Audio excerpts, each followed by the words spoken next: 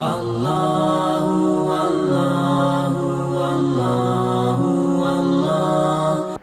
لله رب العالمين والصلاة والسلام على سيد الأنبياء والمرسلين وعلى آله وصحبه أجمعين أما بعد فقد قال الله تبارك وتعالى في كلامه المجيد والفرقان الحميد أعوذ بالله من الشيطان الرجيم بسم الله الرحمن الرحيم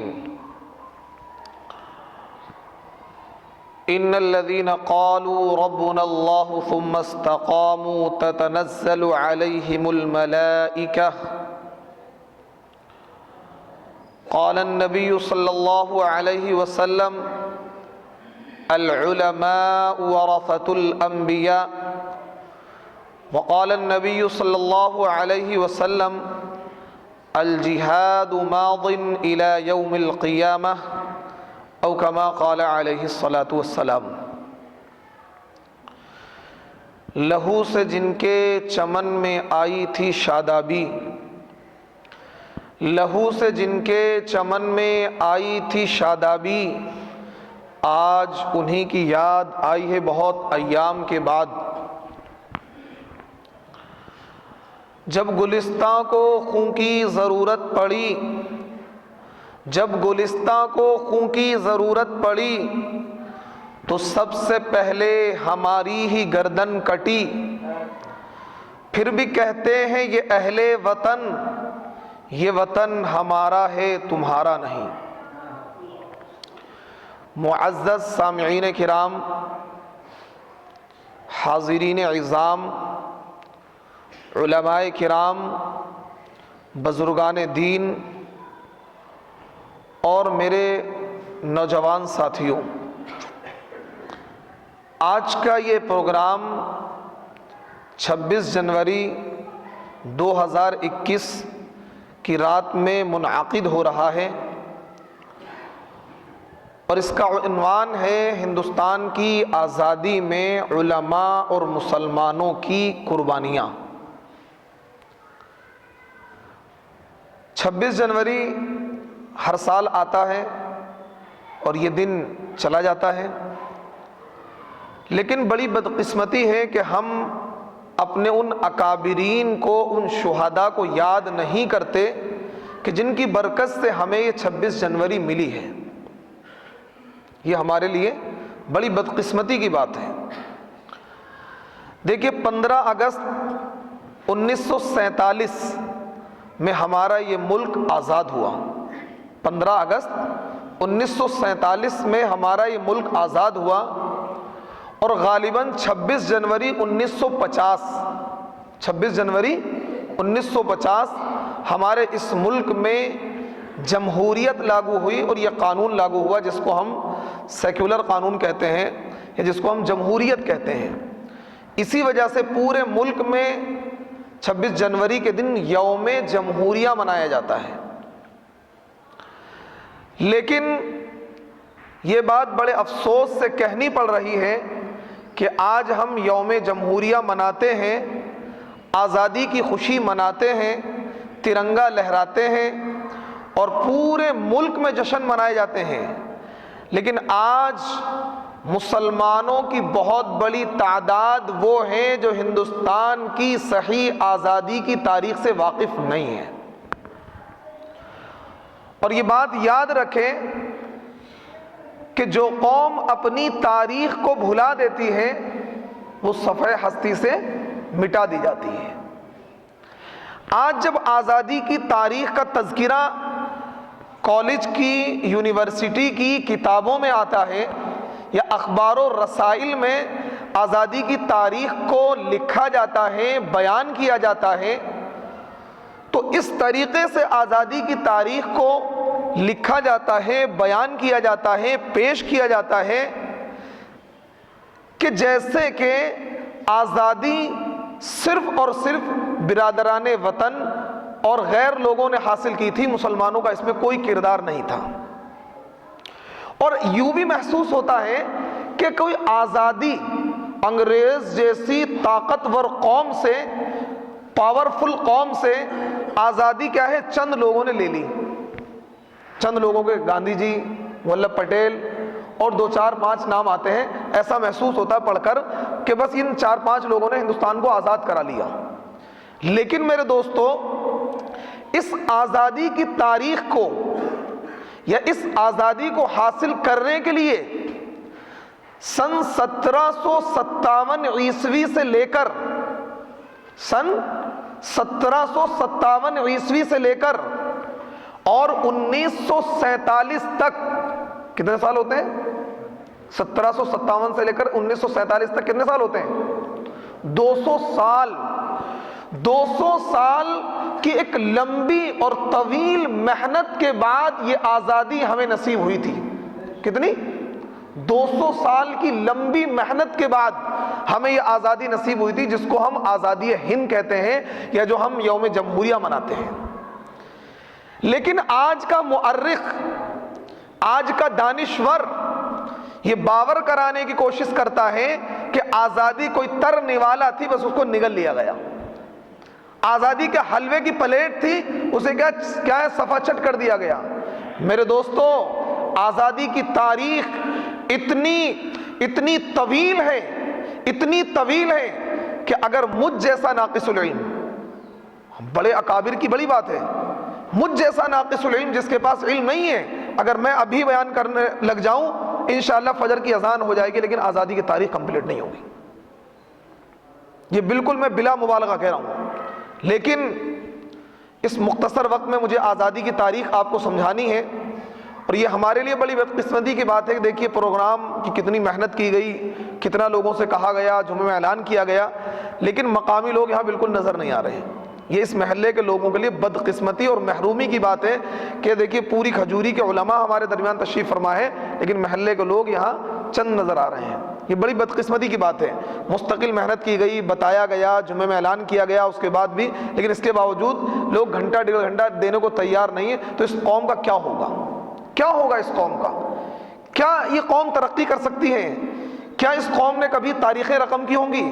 آج یعنی سمجھ میں نہیں آتا کہ جو قوم اپنی تاریخ کو سن نہیں سکتی، پڑھ نہیں سکتی، تو وہ قوم کیسے ترقی کرے گی؟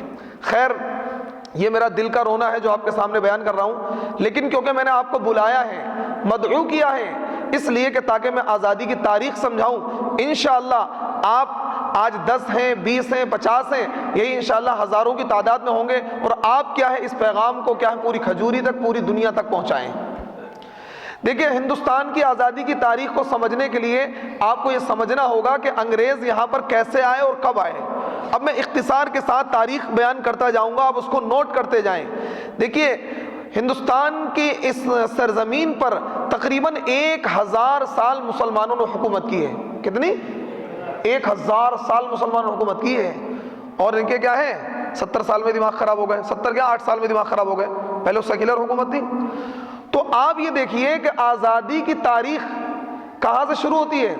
سن 1601 عیسوی میں ہندوستان کی سرزمین پر انگریز آئے، اور اس وقت کیا ہے جہانگیر کا زمانہ چل رہا تھا، اور جہانگیر کے دربار میں انگریز آئے اور انہوں نے یہ اجازت طلب کی کہ ہم برٹین سے آئے ہیں، اور وہاں کے بادشاہ کا خط لے کر آئے، اور یہ کہا کہ ہم ہندوستان میں تجارت کرنا چاہتے ہیں، تجارت کو بڑھانا چاہتے ہیں، آپ ہمیں اجازت دے دیں.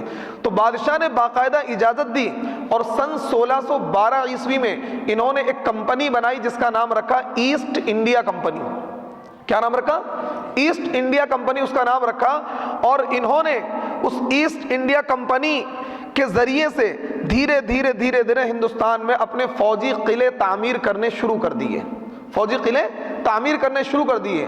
تقریباً 1690 عیسوی کے آس پاس بادشاہ کو یہ بھنک لگی کہ یہ لوگ کیا ہیں، یعنی تجارت کے نام پر ہندوستان میں فوجی قلعے تعمیر کر رہے ہیں. تو بادشاہ وقت نے اپنے گورنروں کو یہ آرڈر جاری کیا اور یہ کہا کہ ان کی تمام فیکٹریوں کو اور کیا ہے ان کے آفسوں کو ضبط کر لیا جائے، اور کیا ہے ان کی کمپنی پر بین لگا دیا جائے.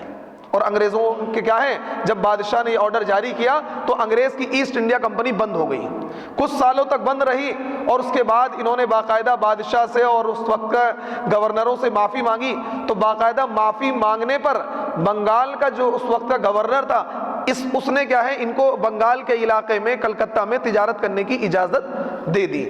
اب یہ کیا ہے دوبارہ تجارت کرنے لگے، اور تجارت کے ساتھ ساتھ انہوں نے کیا ہے پھر دوبارہ وہی حرکتیں شروع کر دی، حکومت کے معاملات میں مداخلت شروع کر دی، اور تھوڑے ہی عرصے میں انہوں نے 3 جگہوں پر، ترچناپلی، مدراس اور اسی طریقے سے ارکاٹ، ان 3 جگہوں پر تقریباً 2000 مربع میل پر اپنے لوگ بٹھا دیے۔ ظاہری طور پر کسی ہندوستانی کو بٹھایا، لیکن کیا ہے حکومت یہ کر رہے تھے پیچھے سے۔ اب ان کی نگاہ بنگال پر ٹکی، کیونکہ اس وقت کا جو سب سے زیادہ طاقتور صوبہ تھا، سب سے زیادہ معیشت کے اعتبار سے، اکانومی کے اعتبار سے مضبوط تھا، وہ صوبہ بنگال تھا، بنگال کی جو ریاست تھی۔ اور بنگال کی ریاست میں بہار، اڑیسہ، یہ تینوں، اور وہاں کے جو نواب تھے ان کا نام تھا علی وردی خان۔ کیا نام تھا؟ علی وردی خان۔ یہ بنگال، بہار، اڑیسہ کے نواب تھے، اور یہ اس وقت کی بڑی زرخیز زمین تھی، بڑی مالدار سرزمین تھی، جیسا کہ آج ممبئی اور دلی کیا ہے اکنومی راجدھانی مانی جاتی ہیں، تجارت خوب ہے، ایسے کسی زمانے میں انگریزوں کے زمانے میں وہاں تجارتیں کیا ہے مضبوطی کے ساتھ ہوا کرتی تھی۔ تو اب انگریزوں کی نگاہیں کس پر ٹک گئیں؟ بنگال پر ٹک گئیں، اور انہوں نے بنگال پر کیا ہے اپنی نگاہیں گڑا لیں۔ ادھر کیا ہے 1757 عیسوی میں بنگال کے جو نواب تھے علی وردی خان، ان کا انتقال ہو جاتا ہے۔ اب ان کا جو جواں سالہ بیٹا نواسا تھا، انہوں نے اپنے نواسے کو بنگال کا کیا ہے گورنر بنا دیا۔ اب جب بنگال کا گورنر بنایا اور اسے بتا دیا کہ تمہارے کیا ہے اس ملک میں ایک طاقت ایسی ہے جو اس ملک پر قبضہ کرنا چاہتی ہے، تم کیا ہے اس طاقت سے نبرد آزما ہونا اور اس سے کیا ہے اپنے ملک کو پاک کر دینا۔ اب علی وردی خان کا جو کیا ہے نواسا تھا، اس کا نام کیا ہے نواب سراج الدولہ ہے۔ تو نواب سراج الدولہ یعنی ہندوستان کی آزادی کے لیے جو سب سے پہلی آواز اٹھائی ہے وہ نواب سراج الدولہ ہے۔ کون ہے؟ نواب سراج الدولہ۔ 23 جون 1757 عیسوی پلاسی کے میدان میں نواب سراج الدولہ نے انگریزوں کے خلاف ایک محاذ کھڑا کیا، لیکن کیونکہ انگریز کبھی بھی طاقت کے بل پر نواب سراج الدولہ سے نہیں جیت سکتے تھے، انہوں نے کیا ہے نواب سراج الدولہ کے اپنے ہی لوگوں کو خریدا، میر جعفر کو خریدا، یار لطف خان کو خریدا، اسی طریقے سے کئی اس کے جو عہدے داران تھے ان کو خرید کر نواب سراج الدولہ کے درمیان غداری پھیلا دی، اور آخرکار ان غداروں کی وجہ سے نواب سراج الدولہ کو شکست ہوئی، اور پھر انہی غداروں میں سے میر جعفر نے نواب سراج الدولہ کو تلاش کر کے اس کو قتل کر دیا، اور بنگال پر ڈائریکٹ کیا ہے میر جعفر کو انہوں نے بٹھا دیا، لیکن حکومت انگریز کر رہے تھے۔ اس وقت ان کا طریقہ یہ ہوتا تھا اپنے کسی آدمی کو بٹھا دیتے تھے پٹھو کو، اور کیا حکومت انگریز کرتے تھے۔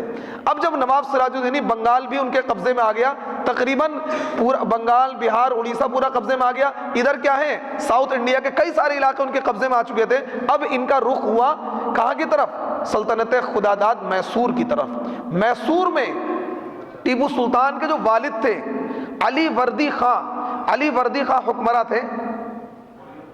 ہاں، میسور کے اندر جو حکمراں تھے وہ علی وردی خان، ٹھیک ہے، علی وردی خان حکمراں تھے۔ تو علی وردی خان میسور میں جو حکمراں تھے وہ ٹیپو سلطان کے والد تھے حیدر علی۔ حیدر علی یہ بڑا ہی ایک مدبر شخص تھا، اس نے ان کے خلاف محاذ آرائی کی اور انگریزوں کو کھدیڑے رکھا، لیکن 1782 میں انگریز کا کیا ہے حیدر علی کا انتقال ہو جاتا ہے، اور اس کے بعد ان کے بیٹے جن کو تاریخ فتح علی خان ٹیپو کے نام سے جانتی ہے وہ میدان میں آتے ہیں اور انگریزوں کے خلاف سینہ سپر ہو جاتے ہیں۔ اور جب تک ٹیپو سلطان شہید رحمت اللہ علیہ انگریزوں کے خلاف سینہ سپر رہے، انگریزوں کے خلاف ڈٹے رہے، ہندوستان پر کیا ہے انگریزوں کا قبضہ نہیں ہوا۔ اور انگریزوں اتنا ٹیپو سلطان شہید سے ڈرتے تھے کہ باقاعدہ انگریز جب کسی کو ڈراتے تھے تو یہ کہتے تھے ٹیپو سلطان کی فوج آ رہی ہے، اور انگریز یعنی ٹیپو سلطان کا خوف برٹن تک پہنچا ہوا تھا۔ جب وہاں کوئی بچہ روتا تھا، یہ بات میں کیا ہے ڈائیلاگ نہیں مار رہا ہوں، یہ بات باقاعدہ کتابوں میں لکھی ہوئی تھی، جب کوئی بچہ روتا تھا تو اس کی ماں کہتی تھی بیٹا ٹیپو آ رہا ہے، بیٹا ٹیپو آ رہا ہے، یعنی اتنا خوف ٹیپو سلطان کا تھا انگریزوں کے اوپر، اور انگریز یہی کہتے تھے اگر ہم نے ٹیپو کو شکست دے دی تو ہندوستان ہمارا ہو جائے گا، ہمیں ہندوستان پر حکومت کرنے سے دنیا کی کوئی طاقت نہیں روک سکتی ہے۔ ٹیپو سلطان شہید رحمۃ اللہ علیہ اپنے وقت کے قطب تھے۔ کون تھے؟ اپنے وقت کے قطب تھے، اور یہ بات میں نہیں کہہ رہا ہوں، یہ بات حضرت مولانا سید حسین احمد مدنی نے اپنی کتاب میں لکھی ہے۔ فارسی، کنڑ، اردو، فرنچ، عربی 6 زبانیں ٹیپو سلطان شہید کو آتی تھیں، اور ٹیپو سلطان ایک بہت زبردست عالم دین بھی تھے، اور دنیا کی تاریخ میں جو سب سے پہلا میزائل بنایا ہے نا وہ ٹیپو سلطان شہید رحمۃ اللہ علیہ نے بنایا، first missile man of the world. یعنی جب آپ ناسا، جو امریکہ کا جو سب سے بڑا سائنسی اور تحقیقاتی ادارہ ناسا ہے نا پوری دنیا کا، جب آپ ناسا کے آفس میں جائیں گے تو وہاں ٹیپو سلطان شہید کا نام لکھا ہوا، first missile man of the world Tipu Sultan شہید رحمۃ اللہ علیہ۔ یعنی پوری دنیا کو سب سے پہلا میزائل دینے والا کون ہے؟ مسلمان ہے، اور وہ کون ہے؟ ٹیپو سلطان شہید رحمۃ اللہ علیہ۔ یعنی بڑے ہی ذہین اور فتین اور بڑے ہی بہادر انسان تھے ٹیپو سلطان شہید رحمۃ اللہ علیہ، لیکن بہادر ایسے نہیں بنے گانے سن کے، فلمیں دیکھ کر اور کیا ہے عیاشیاں کر کے۔ ٹیپو سلطان شہید رحمۃ اللہ علیہ وہ شخص ہیں کہ جنہوں نے بالغ ہونے کے بعد سے مرتے دم تک ایک بھی نماز نہیں چھوڑی، بالغ ہونے کے بعد سے مرتے دم تک ایک بھی نماز نہیں چھوڑی، اور یہ بات اگر ہم جیسا مولوی کوئی کرے تو کوئی بڑی بات نہیں ہوگی۔ ٹیپو سلطان شہید رحمۃ اللہ علیہ وہ ہیں جو 18 سال کی عمر سے لے کر 49 سال کی عمر تک تقریباً 30-32 سال انگریزوں سے جنگ کرتے رہے، جنگ کے میدان میں بھی اس شخص کی نماز قضا نہیں ہوئی، اس شخص کی نماز نہیں چھوٹی۔ ٹیپو سلطان شہید رحمۃ اللہ علیہ اس شخصیت کا نام ہے۔ اگر ٹیپو سلطان کی فوجوں میں غدار نہ ہوتے، اور میر صادق نہ ہوتا، پورنیا پنڈت نہ ہوتا، اور یہ کیا ہے میر قمر الزماں نہ ہوتا، یہ کیا ہے غدار نہ ہوتے، تو ٹیپو سلطان شہید رحمۃ اللہ علیہ ہندوستان کو اسی وقت آزاد کرا لیتے، اور اس ناپاک قوم کا اس ہندوستان کی سرزمین پر قبضہ نہیں ہوتا۔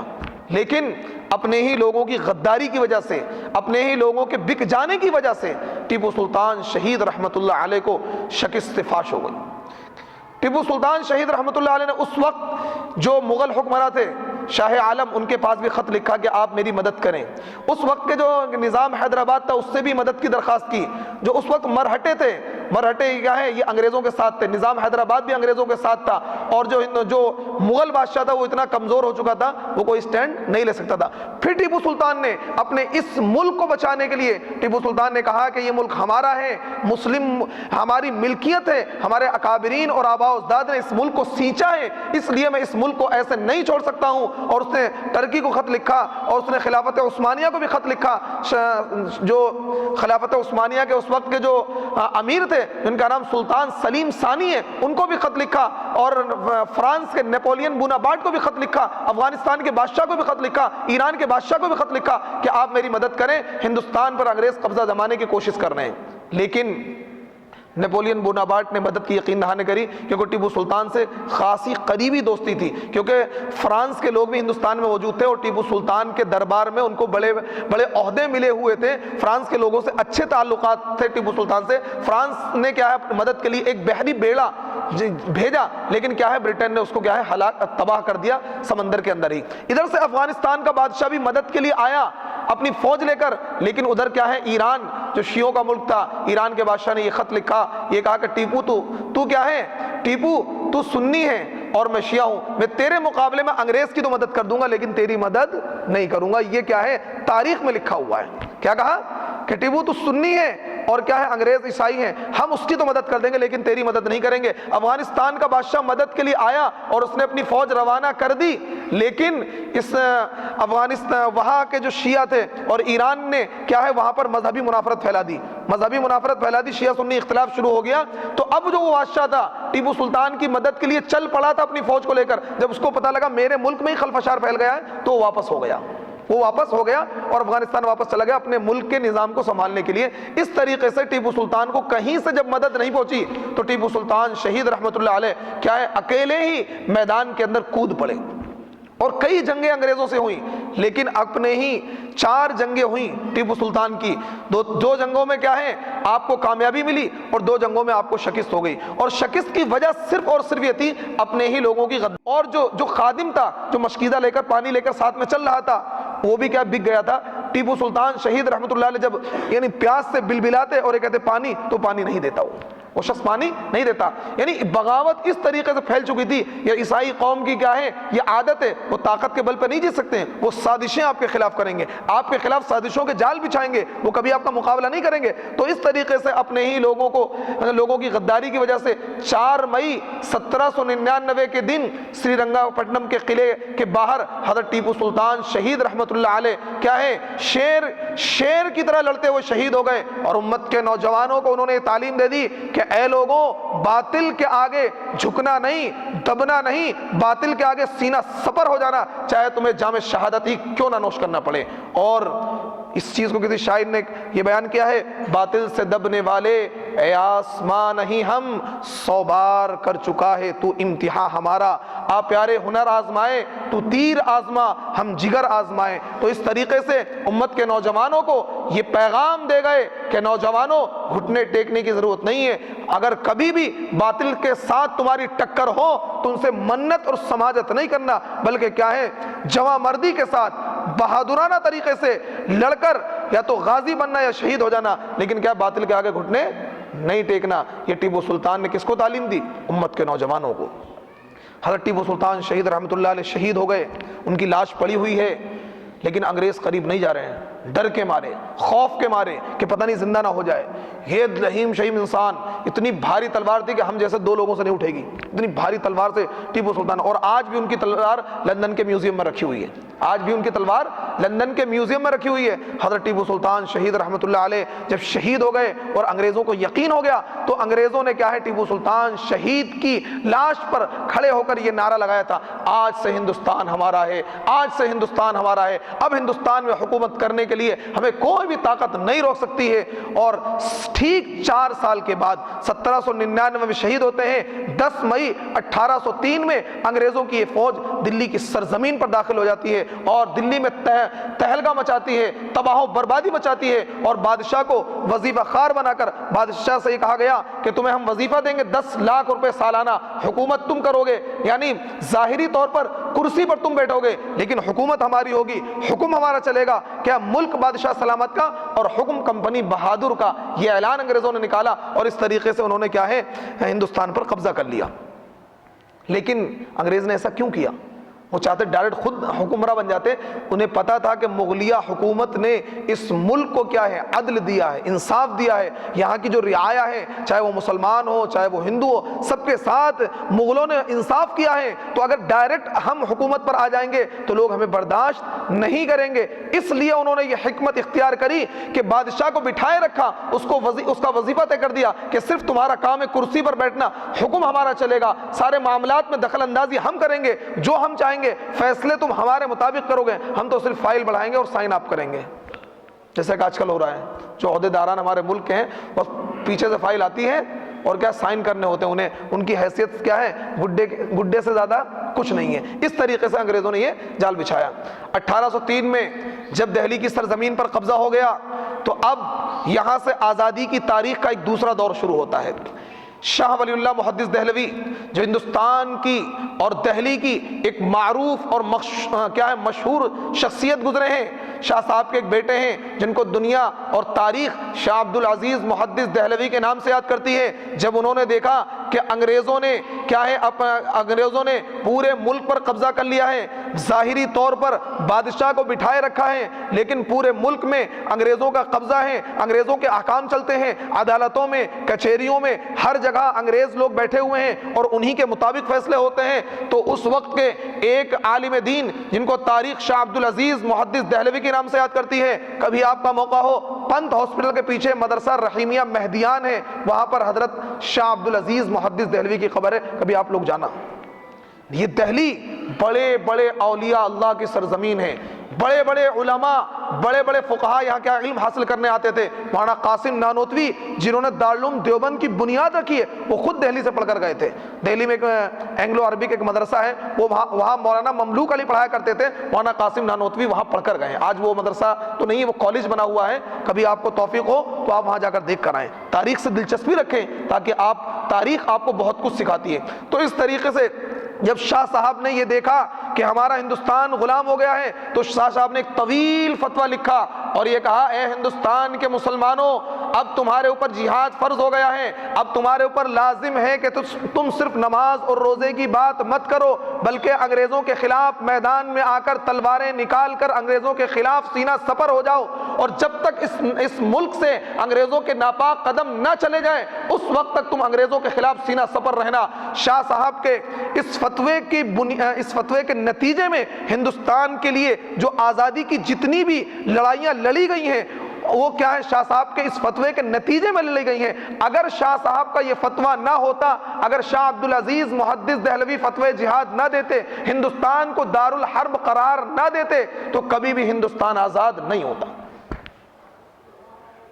یعنی ہندوستان کی آزادی کی جو بنیاد ہے، ادھر نواب سراج الدولہ نے بنیاد ڈالی تھی، وہ دور ختم ہوا ٹیپو سلطان پہ آ کر، جب دوسرا دور شروع ہوا باقاعدہ انگریز حکومت میں آئے، وہاں بنیاد آزادی ہند کی کس نے ڈالی؟ شاہ عبدالعزیز محدث دہلوی نے فتویٰ دے کر، اور صرف بنیادی نہیں ڈالی بلکہ ان کے شاگرد رشید سید احمد شہید رائے بریلوی رحمۃ اللہ علیہ، جو ہندوستان کے ایک عظیم شخص ہیں جن کو اللہ تعالیٰ نے علم لدنی عطا فرمایا تھا، بغیر کتابوں کے بغیر استاذ کے اتنا علم عطا کیا تھا، اور سید احمد شہید رائے بریلوی ہندوستان کی تاریخ کے وہ عظیم انسان ہیں، وہ عظیم مربی ہیں، وہ عظیم عالم دین ہیں کہ جن کے ہاتھ پر 70 لاکھ لوگوں نے بیعت کری۔ کتنے لاکھ لوگوں نے؟ 70 لاکھ لوگوں نے ان کے ہاتھ پر بیعت کری اور کیا گناہوں سے توبہ کری۔ حضرت شاہ صاحب نے اپنے ان شاگرد سید احمد شہید کو یہ کہا کہ جاؤ مہاراجہ جسونت راؤ اور نواب امیر علی خان ایک فوج بنائی ہے اور وہ انگریزوں کے خلاف جہاد کرے گی، جاؤ اس فوج میں بھرتی ہو جاؤ۔ شاہ صاحب کے شاگرد سید احمد شہید رائے بریلوی اس فوج میں بھرتی ہو جاتے ہیں اور انگریزوں کے خلاف مقابلہ کرتے ہیں۔ تقریباً 10 سال تک شاہ صاحب اس فوج میں رہے، لیکن لاسٹ میں نواب امیر علی خان نے انگریزوں سے سمجھوتا کر لیا اور انگریزوں سے مصالحت کر لی، تو شاہ صاحب اس فوج سے واپس آ گئے، اور پھر کیا ہے، آزادی کے لیے انہوں نے اپنے طور پر محنت کرنی شروع کری۔ پہلے تو انہوں نے پورے ہندوستان کا دورہ کیا اور لوگوں کو تیار کیا، لوگوں کو جہاد کی ترغیب دی، لوگوں کو شرک، بدعات، خرافات اور گناہ سے روکا، کیونکہ جب تک کوئی انسان گناہ سے نہیں رکے گا، شرک سے نہیں رکے گا، بت پرستی سے نہیں رکے گا، بدعات سے نہیں رکے گا، نماز کے چھوڑنے سے نہیں رکے گا، اس وقت تک جہاد نہیں کر سکتا ہے۔ جب ایک انسان نماز نہیں پڑھتا، روزہ نہیں رکھتا، جھوٹ بولتا ہے، تو کیا اپنی جان کا نذرانہ پیش کر دے گا؟ تو شاہ صاحب نے پورے ہندوستان کا دورہ کیا اور لوگوں کو کیا ہے، لوگوں کو صحیح راستے پر لے کر آئے۔ جب لوگ کچھ تیار ہو گئے جان دینے کے لیے، تو 1824 میں شاہ صاحب نے چند لوگوں کو لیا اور یہاں سے کیا ہے، صوبہ سرحد چلے گئے۔ صوبہ سرحد جو افغانستان میں واقع ہے، کیونکہ افغانستان میں وہ غیور، پٹھان اور مسلمان تھے جو کبھی کسی کے غلام نہیں ہوئے، اور ان کے اندر علمی غیرت اور کیا ہے، قوم کی غیرت کوٹ کر بھری ہوئی تھی۔ شاہ صاحب نے وہاں کیا ہے، پڑاؤ ڈالا اور وہاں سے انگریزوں کے خلاف مقابلہ کرنے کے لیے اپنی فوج تیار کی، اور شاہ صاحب کو کافی